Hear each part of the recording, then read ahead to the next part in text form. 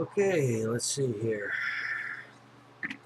This is Micro 251, the final study guide. Meningitis. I'm gonna really skip a lot of this stuff or trim it down some, so to speak, because a lot of this is nursing material as well. Meningitis is the inflammation of the meninges membrane. The organisms involved. If you're gonna have meningitis, sudden fever, a sudden headache, painful or stiff neck, and usually increased white blood cells in the cerebrospinal fluid.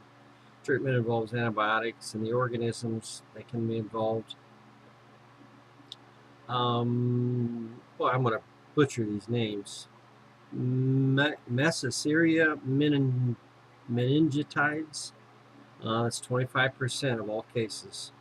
Known as meningococcus. Serotypes A, B, and C. And that's treatment is penicillin. Haemophilus influenza can cause meningitis. That's a bacteria as well. Has a capsule and it infects the respiratory tract. Young children are especially susceptible. Streptococcus pneumoniae, that's a bacteria known as pneumococcal meningitis that affects weakened individuals. Escherichia coli, it's a bacteria. It's responsible for neonatal meningitis that affects the newborns. Half of the patients will die even with ampicillin and gentamicin.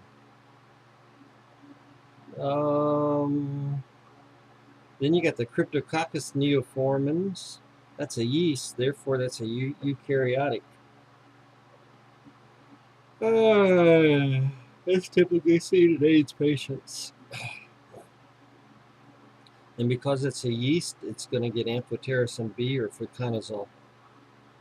And aseptic meningitis, that's viral in origin, occurs mainly in children from enteroviruses. It can also occur from herpes virus, aseptic meningitis. Cholera is caused by Vibrio cholera. It's fecal oral, typically in water. That's the route of transmission. With cholera, you're going to have rice water stools. Severe dehydration with cholera. Typhoid fever is caused by Salmonella typhi. Fecal oral route.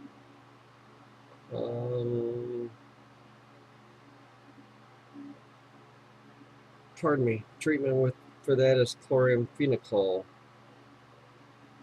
Atypical pneumonias may not resemble severe pneumonias. You got walking pneumonia, which is caused by the Mycoplasma pneumoniae. Doesn't have a cell wall, mostly in school-age kids. Chlamydial pneumonia, caused by Chlamydia psittaci due to exposure to sick birds. SARS, which is severe acute respiratory syndrome, caused by the coronavirus. And Legionella, caused by Legionella pneumoniae. It's contained in natural and artificial water supplies. Alrighty. Lots of pages here. Viral causes of gastroenteritis. The rotavirus can cause gastroenteritis. It damages the intestinal epithelium. Route of transmission is fecal oral. You get watery diarrhea. It's primarily in infants and small children. Norwalk agent, same as above, but in older children. That's the rotavirus for gastroenteritis. The American trypanosomiasis, Cheg's disease, caused by the Trypanosoma cruzi. It's a protozoa that multiplies in the brain, liver, and heart cells. You're going to get swelling in the face and eyelids. It can lead into a chronic infection. Remember, it's a protozoa, the American trypanosomiasis. Wow. Relapsing fever is caused by Borrelia the Borealis species. It's a spirochete.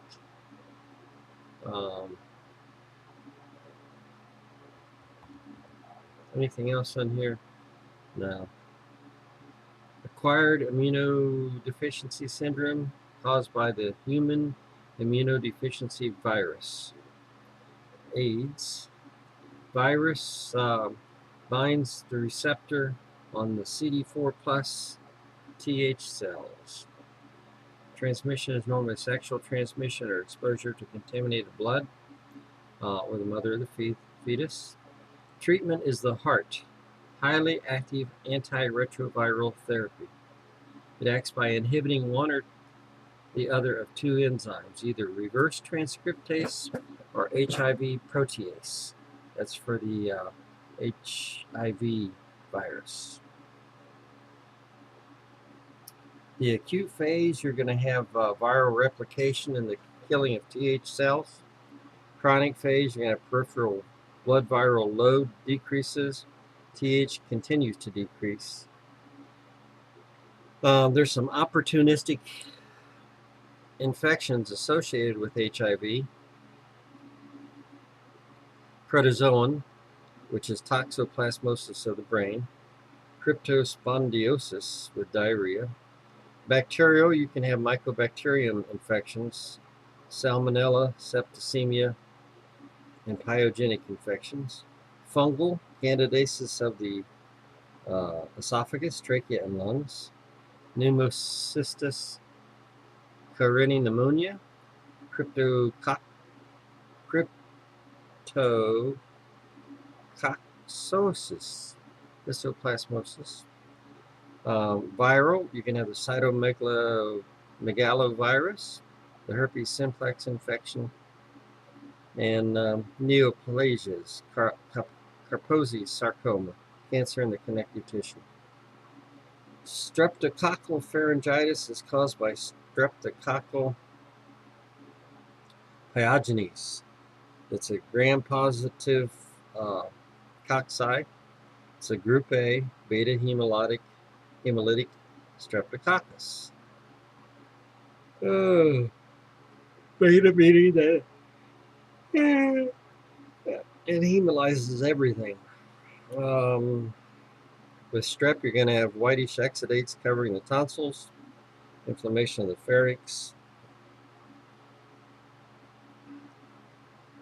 severe sore throat, fever, chills, headache. It's transmitted by respiratory droplets and unpasteurized milk. The complications of Streptococcus pyogenes, scarlet fever, the toxin from that can kill the cells, septicemia, when the organism gets in the bloodstream, and rheumatic fever, inflammation in your organs, joints, heart valve damage. Prevention if strep throat is treated in the first 10 days of illness. Epiglottitis caused by the Haemophilus influenzae, a gram-negative rod. Requires components of blood for growth. Some strains produce a capsule. Children are most vulnerable. The vaccine is the HIV vaccine. Serotype B causes 95% of the serious infections. So epiglottitis is caused by Haemophilus influenza. Common cold is caused by the rhinoviruses, hand-to-hand contact, fomites, and respiratory droplets. Replication in epithelial cells. Restoration of epithelium could take months. Other viruses that cause the cold include the coronaviruses, which is an RNA, and coccic viruses and adenoviruses. Pertussis, which is whooping cough, is caused by the Bordella pertussis, gram-negative coccibacteria, I think is what that she's trying to say. It infects the upper or lower respiratory system. The pathogenesis is production of pertussis toxin. You're going to get that whooping cough and vomiting due to intense cough. Tuberculosis is caused by the Mycobacterium tuberculosis. It's inflammations of the lung tissue. It stimulates a cellular immune response, granuloma formation. The treatment for this is prolonged antibiotics for 6 months. The vaccine is the BCG. Prophylaxis for people who test positive but are not active, they're going to get isoniazid for 1 year. Influenza, the common flu. I'm going to hit pause here in a minute. Caused by the influenza virus. Back to this direction. Caused by the influenza virus, types A, B, and C. It infects the upper and lower respiratory system.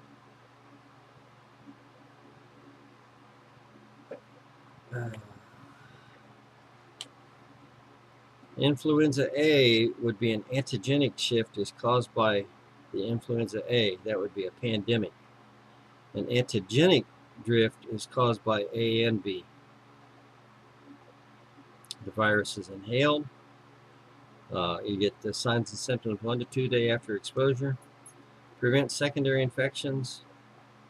And pneumonia is often due to influenza serotype B. Hepatitis A. That's an RNA virus. Oral fecal route, or fecal oral, I should say, causes infectious hepatitis. Prevention is the Hep A vaccine. Shigellosis, caused by the Shigella. It's a bacillary dysentery. Fecal oral. It produces the enterotoxin Shiga toxin. It's normally self-limiting, 2 to 7 days. Requires rehydration. Severe cases may require antibiotics. So shigellosis is bacillary dysentery. You are letting her rip. Syphilis, caused by Treponema pallidum, a spirochete. Treponema pallidum. Syphilis. Primary stage several weeks. Hard-based canker sores. Infectious serous exudates. Secondary stage is 6 to 8 weeks. You get a skin rash and loss of hair. Then it can be latent. Then the tertiary phase, years later, if untreated, the gums develop rubbery masses, and the neuro can go into the central nervous system. Treatment is penicillin G for syphilis. Tetanus is a disease of the neural tissue caused by the Clostridium tetani, gram-positive rod. Tetanus is a spore former. It's an anaerobic grower, so it likes deep wounds and decaying tissue. Deep wounds and decaying tissue for tetanus. Clostridium tetani. Problems this bacteria causes is from the neurotoxin it produces. That neurotoxin is called tetanospasmin.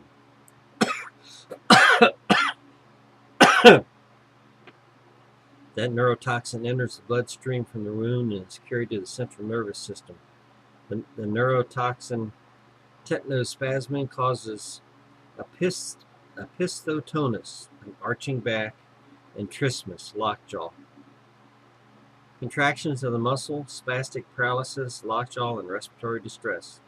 Treatment must be done before clinical symptoms or immediately at first sign of.